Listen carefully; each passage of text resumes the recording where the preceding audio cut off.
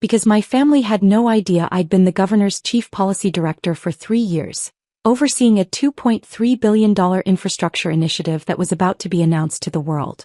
My name is Riley Chen, and this is the story of how my sister tried to erase me from the most important day of her life, only to discover I'd been shaping our state's future while she thought I was a failure. Growing up as the younger Chen sister meant living in permanent shadow. My sister Madison was everything our parents valued. Pre-med at Northwestern, perfect SAT scores, engagement to a cardiac surgeon named Dr. Trevor Walsh whose family owned a chain of medical clinics. Madison was beautiful, ambitious, and never let me forget that I was neither. I was the artistic one. The creative type. Which in my family was code for, probably won't amount to much. When I was 17, I told my parents I wanted to study urban planning and public policy instead of medicine or law. My mother actually set down her teacup and stared at me. "Riley, be serious. How do you plan to support yourself with a degree in city planning? It's urban planning and there are actually a lot of opportunities in." "Madison is going to be a surgeon," my father interrupted. "She'll make a real difference in people's lives." "You want to, what?" "Fill potholes." Madison smirked from across the dinner table. "Maybe she can get a job at the DMV." The whole family laughed. I went to the University of Illinois anyway, studying urban planning and public administration. My parents didn't come to my graduation. They were attending Madison's white coat ceremony at Northwestern Medical School. "We'll celebrate you another time," Mom promised over the phone. "You understand that Madison's achievement is more significant, right?" I understood perfectly. The real fracture happened when I was 24. I'd been working for 2 years as a junior policy analyst at a nonprofit focused on infrastructure development. The pay was terrible, $38,000 a year, but I was learning how cities actually functioned, how policy decisions affected real people's lives. Madison had just finished her residency and gotten engaged to Trevor. My parents threw them an engagement party that cost more than my annual salary. The guest list included senators, hospital board members, and the medical elite of Chicago. I wore my best dress, a simple navy sheath from Target that I'd owned for 3 years. Madison took one look at me and whispered loud enough for nearby guests to hear, "Did you seriously come here looking like someone's secretary?" Her friends laughed. Trevor looked uncomfortable but said nothing. At dinner, when someone asked what I did for work, my father answered before I could, "Riley works for some little nonprofit. We're still hoping she'll find her way to something more substantial." "Policy work is substantial," I said quietly. "We're working on transit equity programs that help low-income families access." "That's nice, honey," my mother interrupted. "Trevor, tell us about your new position at Northwestern Memorial." I stopped attending family events after that. Madison called it being dramatic. I called it self-preservation. The only family member who understood was my grandmother, Papa, my mother's mother who'd immigrated from Taiwan in the 1970s. She'd call me every week. "Riley, do you like your work?" she'd ask in Mandarin. "I love it, Papa." "Then you're successful. Don't let them make you feel small." She died 2 years later. She left me $50,000, her entire savings. The note said, "Build something that matters." What my family didn't know was that my little nonprofit job had turned into something extraordinary. At 26, I'd been recruited by Governor Patricia Morrison's transition team as a junior policy advisor. Governor Morrison was a rare political force, a fiscal conservative with progressive social policies, someone who actually cared about infrastructure and long-term planning over short-term political wins. I'd written a white paper on equitable infrastructure development that caught the attention of her chief of staff. They brought me on board to help shape the administration's approach to transportation, utilities, and urban development. I was good at it. Really good. Within 18 months, I'd been promoted to senior policy advisor. By 29, I was director of infrastructure policy, overseeing a team of 43 people and a $2.3 billion state initiative to rebuild roads, bridges, water systems, and public transit across Illinois. I negotiated with federal agencies. I testified before legislative committees. I managed relationships with contractors, unions, and environmental groups. I turned the governor's ambitious infrastructure vision into actual policy that would affect 12.7 million people. Governor Morrison called me her secret weapon. The chief of staff said I had the best political instincts she'd seen in 20 years. I'd been featured in governing magazines, top 40 under 40 public servants, and had been a panelist at 3 national conferences on infrastructure policy. My salary was $187,000 a year. I'd saved aggressively and invested wisely. I owned a beautiful condo in Lincoln Park worth $540,000, fully paid off thanks to Papa's gift as a down payment and my disciplined saving. But I never told my family any of this. Why would I? So they could suddenly be proud?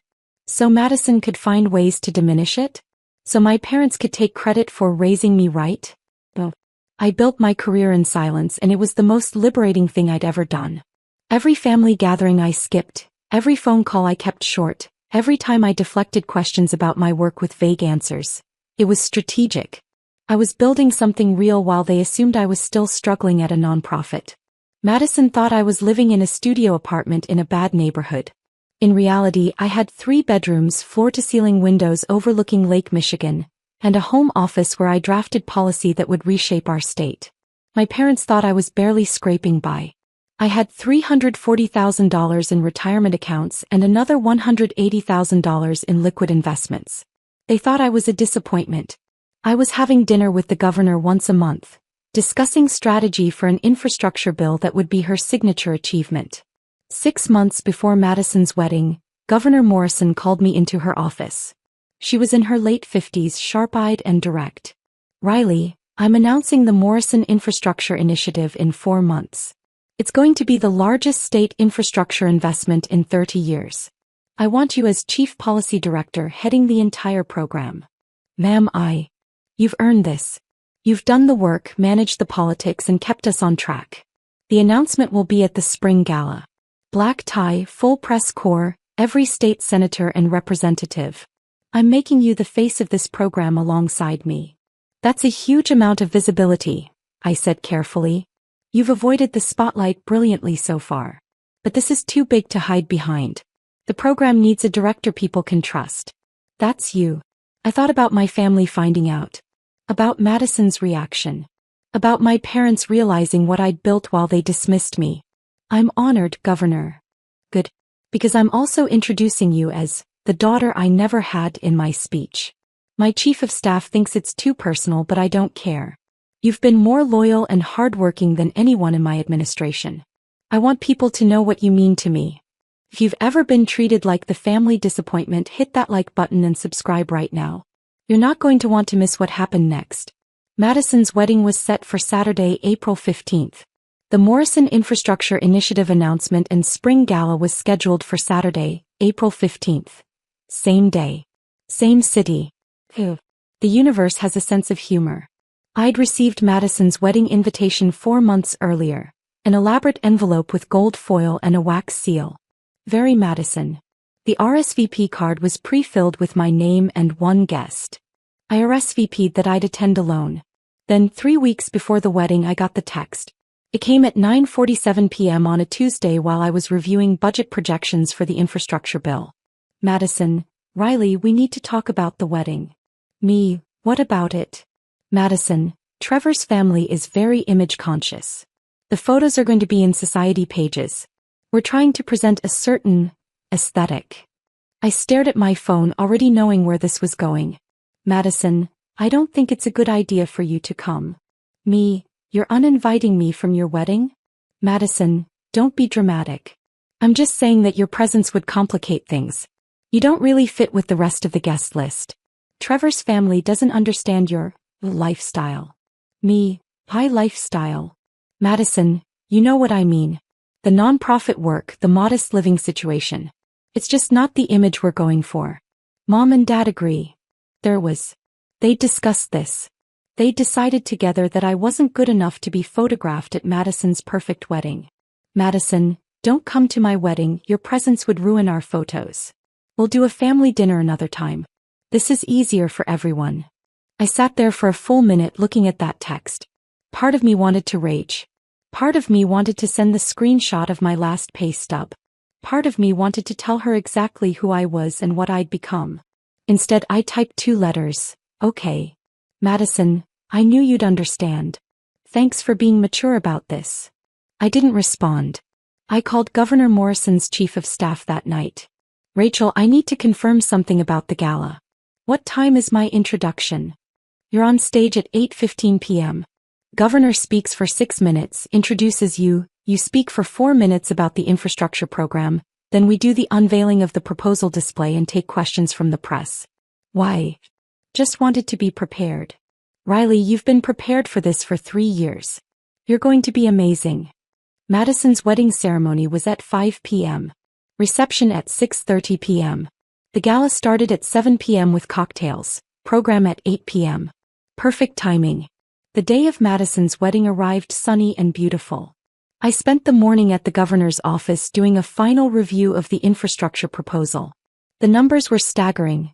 $2.3 billion over 5 years, 47,000 jobs created, 1,800 miles of roads repaired, 340 bridges reinforced, water systems updated in 82 communities. This was my legacy. 3 years of work. And tonight the whole state would know my name. At 3 p.m. I went home and started getting ready for the gala.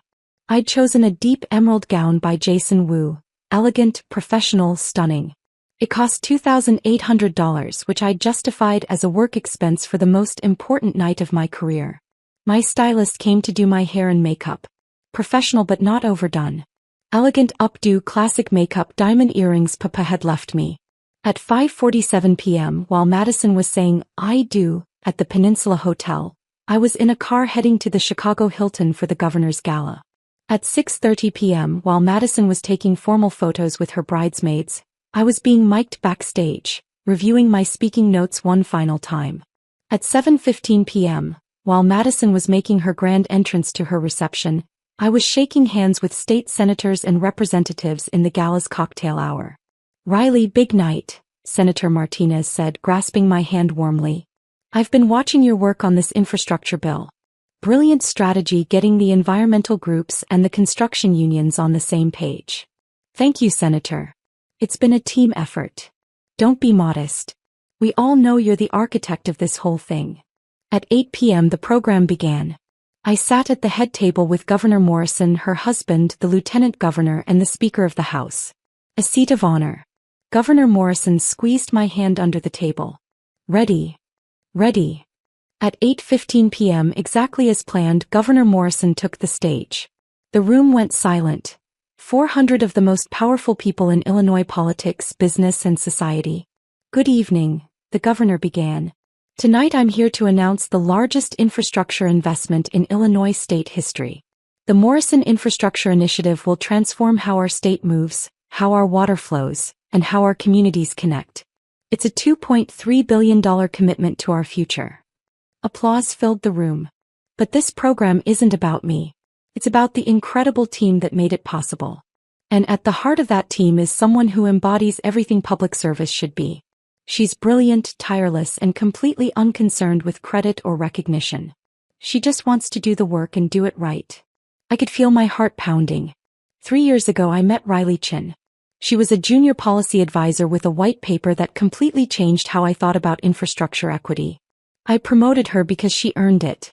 I trusted her because she proved herself. And tonight, I'm proud to introduce her as Chief Policy Director of the Morrison Infrastructure Initiative. The spotlight found me at the head table. Riley has overseen every aspect of this program, coordinating with 43 team members, negotiating with federal agencies, managing relationships with contractors and environmental groups, and turning ambitious vision into actual policy. She's 29 years old and she's already shaping the future of this state. Governor Morrison's voice grew emotional. "I have 2 sons and I love them dearly. But Riley Chen is the daughter I never had. She's made me prouder than I can express. Riley, please join me on stage. Drop a comment and let me know where you're watching from tonight." I walked to the stage in a dream. The applause was thunderous. Cameras flashed. Governor Morrison embraced me like family before handing me the microphone. I spoke for 4 minutes about the infrastructure program, the communities we'd serve, the jobs we'd create, the legacy we'd build. My voice was steady, professional, passionate. Then came the Q&A with the press. The questions were sharp, technical, probing. I answered every single one with specific data, clear explanations, and confidence earned from 3 years of mastering every detail. After the formal program ended, the real work began. Shaking hands, taking photos, doing impromptu interviews with reporters. At 9:43 p.m., I was being photographed with Governor Morrison and Senator Martinez when my phone started vibrating in my clutch. I ignored it. It vibrated again. And again. And again. At 10:15 p.m., during a brief break between interviews, I checked my phone. 47 missed calls. 63 text messages. The notifications were still coming in. The first text was from my mother. Riley, call me now. From Madison, what the hell? From my father, we need to talk immediately. From Trevor, can you explain what's happening? From Madison again, you let us think you were nobody. I opened Twitter. The governor's official account had posted photos from the gala with the caption, "Proud to announce the Morrison Infrastructure Initiative with Chief Policy Director Riley Chen, the brilliant mind behind this transformational program. #IL Infrastructure." The photo showed me and Governor Morrison on stage holding the proposal document, both of us smiling. I looked confident, professional, powerful. The tweet had 47,000 likes in 2 hours. It was being shared across every political and news account in Illinois. The Chicago Tribune had already posted an article. Governor Morrison announces $2.3 billion infrastructure initiative, led by 29-year-old policy director Riley Chen. The comments were full of praise. Finally, young leadership in government. This is the kind of public servant we need. Chen's infrastructure equity approach is revolutionary. My personal phone number was probably being passed around my family's wedding reception right now. At 10:47 p.m., my mother called again. This time I answered. Riley, what is going on?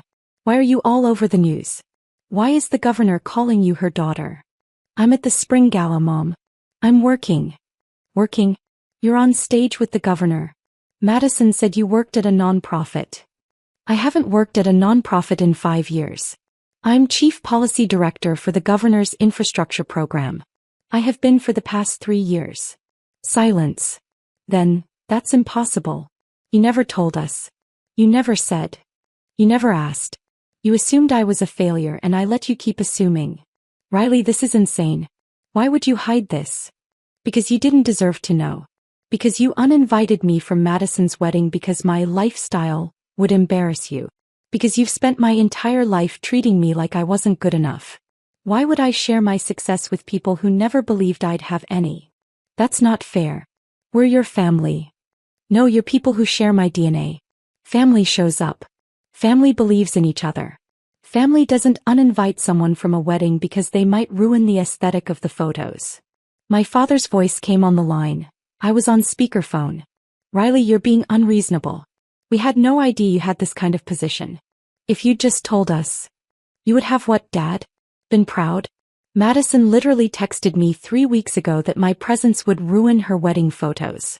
That was after you all decided my work wasn't significant enough to celebrate. We made a mistake, my mother said.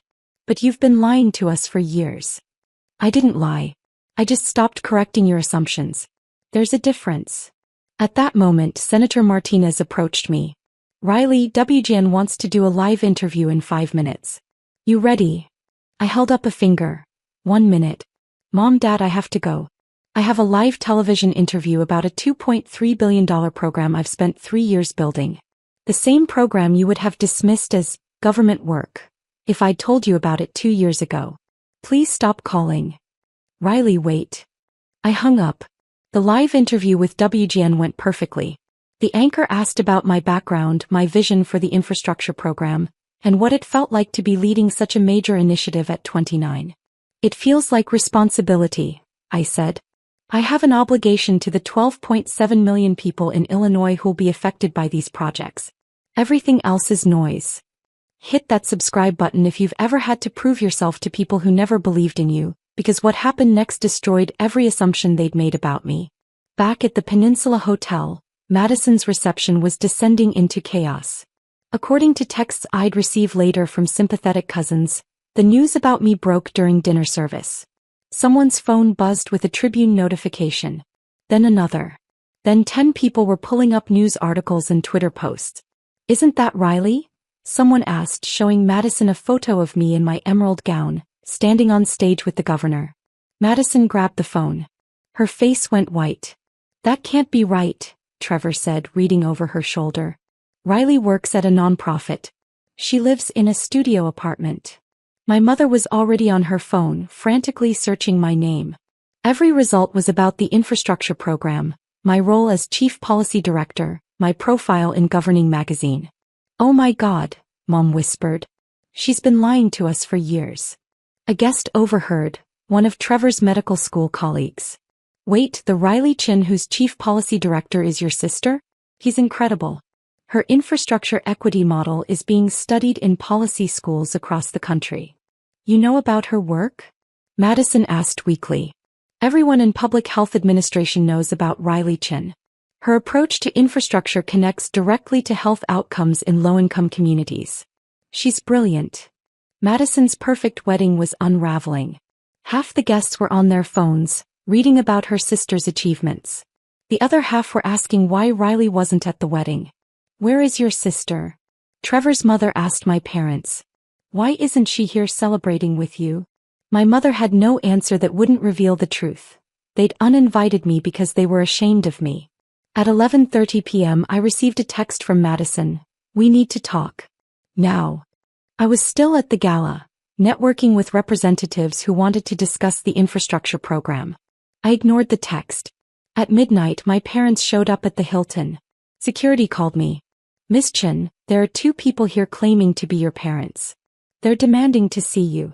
Tell them I'm unavailable. I'm working. They're causing a scene in the lobby." I sighed. "I'll be down in 5 minutes." I found them in the lobby, still dressed in their formal wedding attire. My mother was crying. My father looked angry. "Riley, this is ridiculous," Dad said. "You've embarrassed the entire family." "I've embarrassed you? I just helped announce a $2.3 billion program that will create 47,000 jobs. How exactly is that embarrassing? You knew about Madison's wedding. You knew tonight was important to her. And you knew I was uninvited. Madison made it very clear that my presence would ruin the photos. I respected her wishes. I stayed away. But you could have told us about this gala. About your position." "Why? So you could tell me government work isn't as prestigious as being a doctor? So you could find ways to diminish what I've accomplished? So Madison could claim I was trying to upstage her wedding?" My mother grabbed my arm. "Riley, please. People are talking. Madison is devastated. This is supposed to be her special day. It still is. I'm not at her wedding. I'm at my own career milestone, which happens to be on the same day. The universe chose the timing, not me. But the photos, the news coverage, everyone at the wedding is talking about you instead of Madison." I gently removed my mother's hand from my arm. "That's not my problem. I didn't seek this attention. The governor decided to make this announcement tonight. I don't control the news cycle, and I don't control what people choose to discuss at Madison's reception." "You could have warned us," my father said. "Given us time to prepare. Like you warned me before deciding I wasn't good enough to attend my own sister's wedding? Like you prepared me before years of telling me my work wasn't significant? Like Madison prepared me before texting that my presence would ruin her photos." Security approached discreetly. "Miss Chen, the governor is looking for you. The WGN interview is about to air and she wants to watch it with you." "Thank you. I'll be right there." I turned back to my parents. "I have to go. Congratulations on Madison's wedding. I hope the rest of the night goes well." "Riley, wait." "No. I'm done waiting for you to see me. I'm done hoping you'll be proud. I'm done trying to earn love from people who've made it clear I'm not worth their respect. You taught me exactly how much I was worth to you. I just raised my price." I walked away. They didn't follow. The news cycle was relentless. By Sunday morning, the Morrison Infrastructure Initiative was front-page news across Illinois. And every story prominently featured me. The Chicago Tribune ran a profile. "Meet Riley Chen, the 29-year-old behind Illinois' biggest infrastructure program." It included my background, my policy achievements, and a quote from Governor Morrison calling me the most talented policy mind of her generation. The Daily Herald ran the headline, "Governor Morrison calls policy director, the daughter I never had, in emotional infrastructure announcement. Social media exploded with support. Hashtag Riley Chen was trending in Illinois by Sunday afternoon, with people praising young women in government, discussing the infrastructure program and sharing the photos of me and Governor Morrison. Madison's wedding coverage, which should have been in the society pages, was buried. The Tribune mentioned it in a 3-sentence brief. The photo they chose showed Madison and Trevor looking tense. It must have been taken after news broke about me. By Monday morning, my inbox had 347 media requests. Rachel, the chief of staff, helped me filter them down to major outlets only. Tuesday, I did interviews with NPR, The Wall Street Journal, and a national morning show. Each one focused on the infrastructure program, but they all asked about Governor Morrison calling me the daughter she never had. It's an incredible honor, I told the Today Show.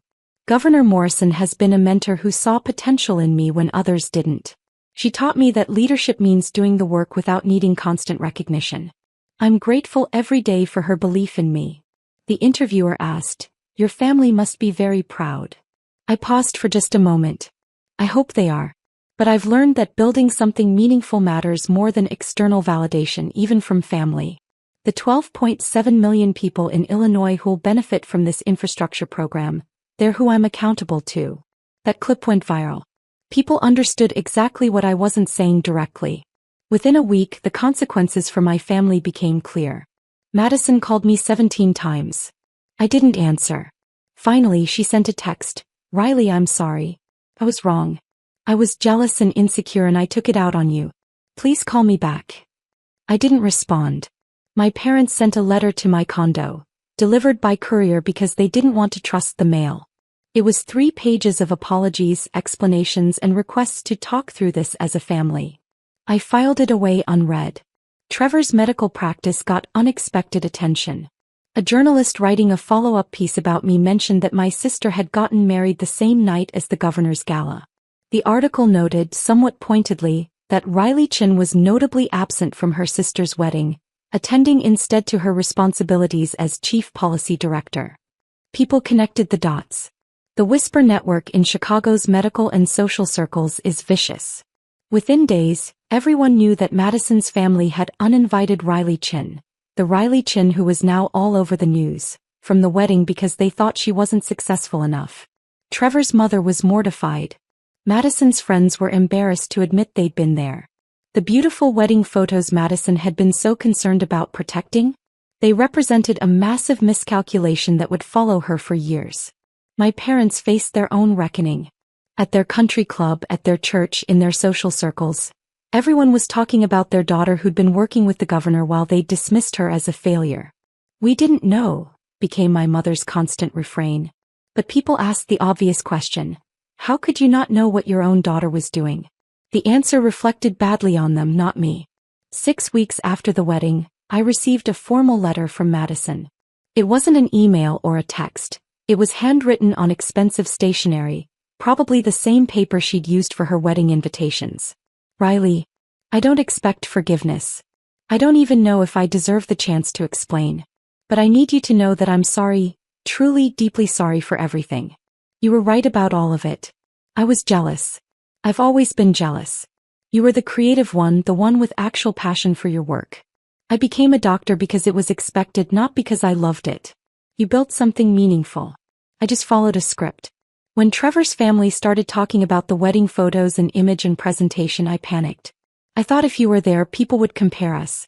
And I was terrified they'd see what I already knew, that you were always more interesting, more driven, more genuinely successful than I could ever be. I convinced myself I was protecting Trevor's family's image. Really, I was protecting my own ego. I don't expect you to respond to this. I don't expect you to forgive me. I just needed you to know that you didn't deserve what I did. You deserved a sister who celebrated your achievements, not one who tried to hide you. I'm proud of you, Riley. I should have said that years ago. Madison. I read the letter 3 times. Then I put it in a drawer with my parents' unopened letter. Some apologies come too late to change anything. They're not about making things right. They're about making the apologizer feel better. I wasn't interested in making my family feel better. 8 months after that night, I'm sitting in my office in the state capitol building. A corner office with a view and a door that says Riley Chen, Chief Policy Director, Morrison Infrastructure Initiative. The program is in full implementation. We've broken ground on 47 projects across Illinois. We've created 14,200 jobs in the first phase alone. We're ahead of schedule and under budget. Governor Morrison is talking about running for a second term with infrastructure as her signature achievement. And she wants me to stay on as Chief Policy Director for the entire program duration. 5 years total. You're the face of this initiative, Riley, she told me last week. The public trusts you. The legislature respects you. You've earned this. I'm honored, Governor. And I'm proud of you. I know your family situation is complicated, but I want you to know, you have a family here. My husband and I think of you as our daughter. That's not just political rhetoric. It's true. I actually cried hearing that. Governor Morrison had been more of a parent to me in 3 years than my actual parents had been in 29. Last month, I bought a lake house in Michigan. A beautiful 3-bedroom cottage on Lake Michigan where I can escape on weekends. Cost $680,000, which I paid in cash from my savings and investments. I sent my parents a postcard from the lake house with a photo of the sunset over the water. On the back I wrote, "Building the life I always wanted. Hope you're well. R." I didn't include my address. They don't need it. Madison sends me birthday cards now. Christmas cards with photos of her and Trevor. I don't respond, but I don't throw them away either. Maybe someday I'll want to reconnect. Maybe I won't. Either way, it's my choice made on my timeline. My team at work has become my chosen family. We grab drinks on Fridays, celebrate each other's wins, and support each other through the inevitable challenges of government work. They're the family that shows up. Last week, I was invited to speak at the University of Illinois School of Urban Planning, my alma mater. I talked to a room of 200 students about building a career in public service, about finding meaning in work that actually helps people. During the Q&A, a young woman raised her hand. My family doesn't think public policy is a real career. How do you deal with people who don't take your work seriously? I smiled. You build something so undeniably real that their opinions become irrelevant. You do the work because it matters to you, not because you're trying to prove something to them. And eventually, you realize that the people who truly matter will see your value. The ones who don't, they were never your people anyway. The auditorium erupted in applause. After the talk, the dean pulled me aside. Riley, we'd love to have you back as a guest lecturer next semester. Maybe teach a seminar on infrastructure policy. I'd be honored. Walking across campus that day felt full circle. I'd left this place 10 years ago as the family disappointment who'd chosen the wrong major. I came back as the chief policy director reshaping our state's future. That evening, I got a text from an unknown number. This is Trevor, Madison's husband.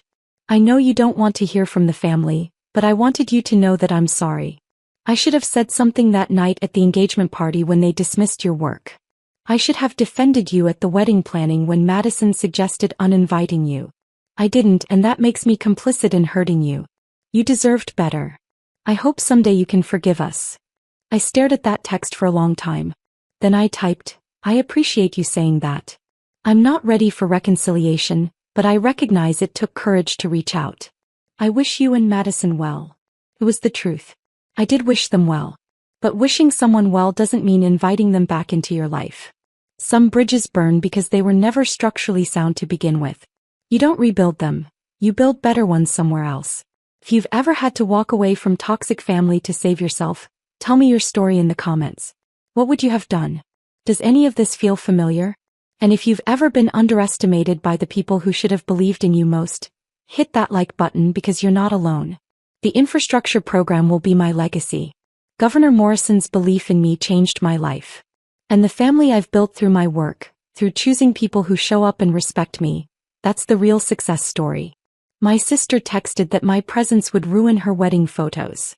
He was wrong. My absence from her wedding didn't ruin anything. It just revealed exactly what matters. Showing up for people who value you, building something meaningful, and never apologizing for success you earned yourself. You're not alone. You never were.